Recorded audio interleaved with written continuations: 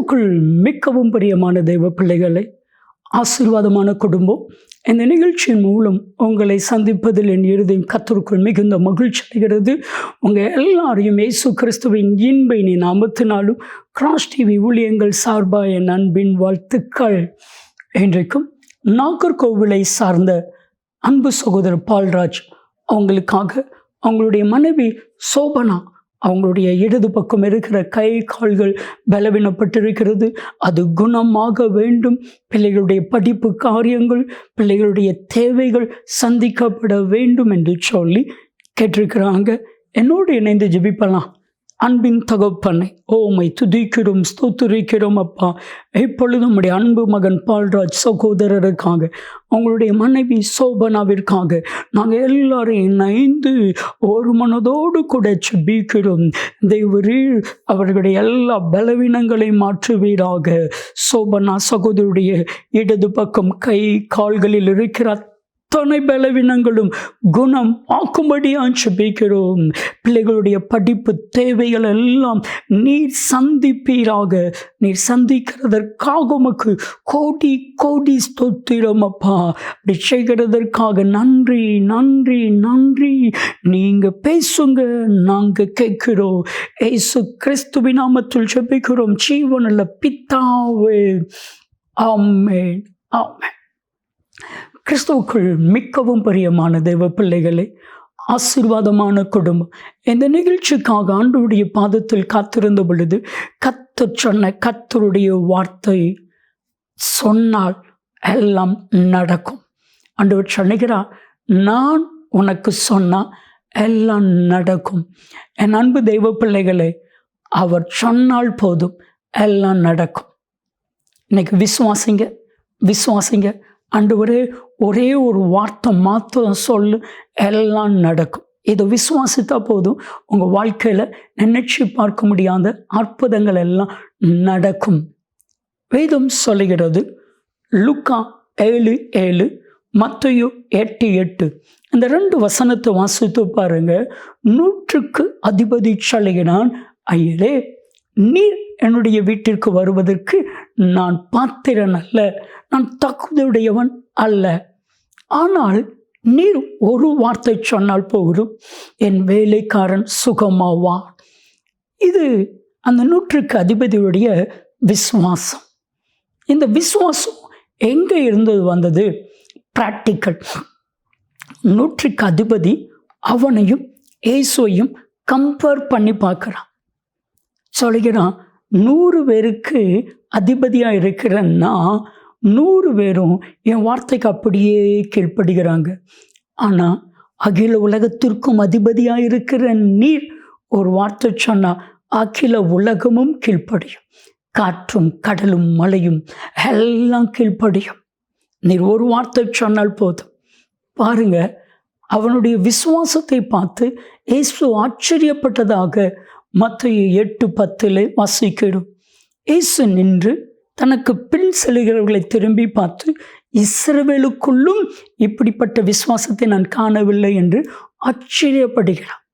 அந்த 100க்கு அதிபதி விரும்பினதைப் போல அந்த நிமிஷம், அந்த செகண்டு, அந்த வினாடி அற்புதத்தை இயேசு செய்ததை அவருடைய வேலைக்காரர்கள் சொன்னார்கள்.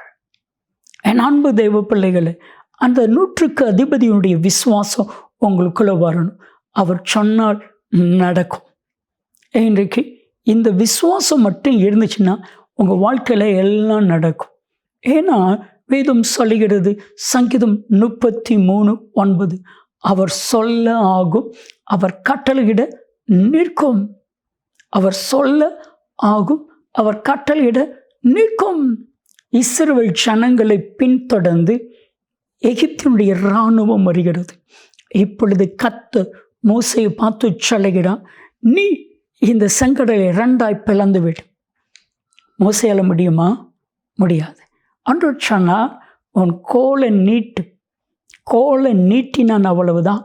இரவு முழுவதும் கீழ் காற்றை அனுப்பினான்.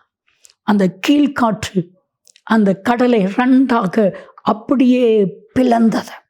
2ஆக பிளந்தது. அது நடுவிலும் கூழ் காற்றை அனுப்பினான். அந்த கூழ் காற்று அந்த தண்ணீரை எல்லாம் உறைய வைத்து விட்டது. ஐஸ் கட்டியை போல உறைய வைத்து விட்டது.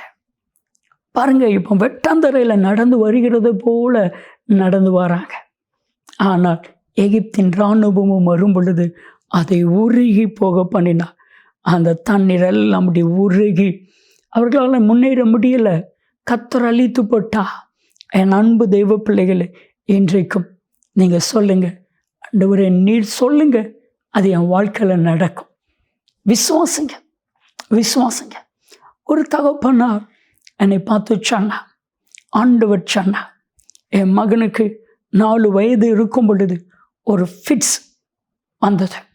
அவனால் சரியாக பேச முடியாது. அந்த ஃபிட்ஸ் வந்ததுனால அவனால் படிக்க முடியாமல் போச்சு.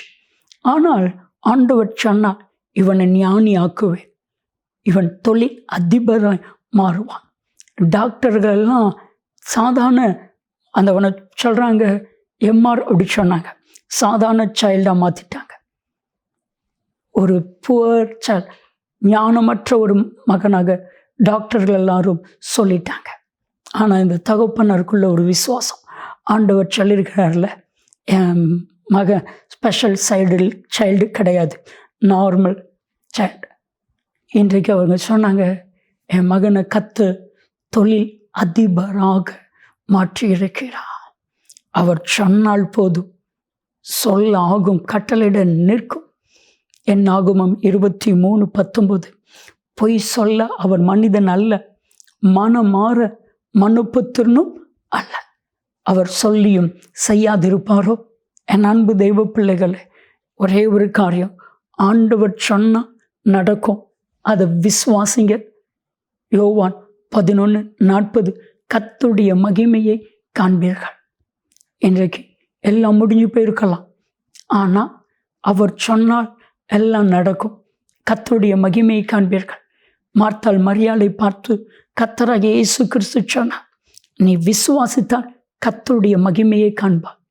ஆனால் மார்த்தாள் மரியாள் மறுபடி சொல்லிக்கிட்டே இருக்கிறாங்க, மரித்து 4 நாள் ஆயிடுச்சு, அடக்கம் பண்ணி 4 நாள் ஆயிடுச்சு, நாருமே 4 நாள் ஆயிடுச்சு, 4 நாள் ஆயிடுச்சே, நாருமே 4 நாள், அவ்வளோதான், முடிஞ்சு போச்சு. ஆனால் சொன்னான், லாசருவே எழும்பி வா. அந்த வார்த்தையில் ஜீவன், அந்த வார்த்தையில் வல்லமை, அந்த வார்த்தையில் கிருபை, அந்த வார்த்தையில் அதிகாரம். மரணமும் ஜீவனும் நாவின் அதிகாரத்தில் இருக்கிறது சொன்னதை போல மரித்த லாசரு உயிரோடு எழும்பி வந்தான். 1 சாமுவேல் 15:29. பொய் சொல்ல அவர் மனிதன் அல்ல, மனம் மாற மனுப்புத்தினும் அல்ல, சொல்லியும் செய்யாதிருப்பாரோ? சொன்னால் சொன்னது தான். செபிக்கலாமா?